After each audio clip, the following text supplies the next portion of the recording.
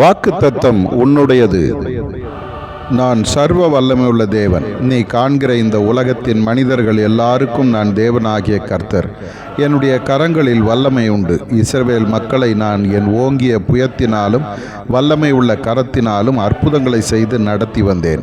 அவர்களுக்காக யுத்தம் செய்தேன். என் ஜனங்களுக்கு எதிராக சத்துரு வந்தால் அவர்களுக்கு எதிராக நான் யுத்தம் பண்ணுவேன். என் கரங்கள் மட்டும் வல்லமை உள்ளவை அல்ல, என் பார்வையிலே வல்லமை உண்டு, என் சுவாசத்திலே வல்லமை உண்டு, என் வார்த்தையிலும் வல்லமை உண்டு. நான் சொல்ல ஆகும், நான் கட்டளையிட நிற்கும்.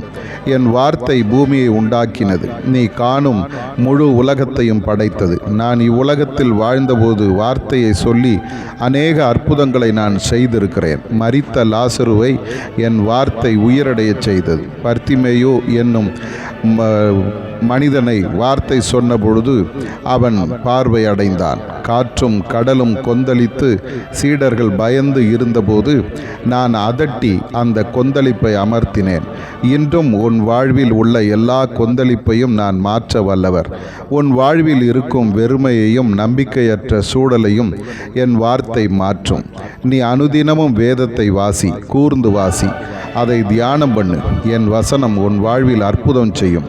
உன் குறைவுகள் மாறும், உன் பிரச்சனைகள் முடிவுக்கு வரும், வியாதிகளும் குணமாகும். ஆகவே வேத வசனம் உன் வாழ்வாக மாறவும் உன் இருதயத்தில் இருக்கவும் நீ அதை பயன்படுத்து.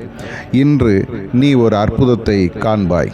ஆதார வசனம்: கர்த்தருடைய சத்தம் வனாந்தரத்தை அதிர பண்ணும், கர்த்தர் காதேஸ் வனாந்தரத்தை அதிர பண்ணுகிறார். சங்கீதம் 29:8.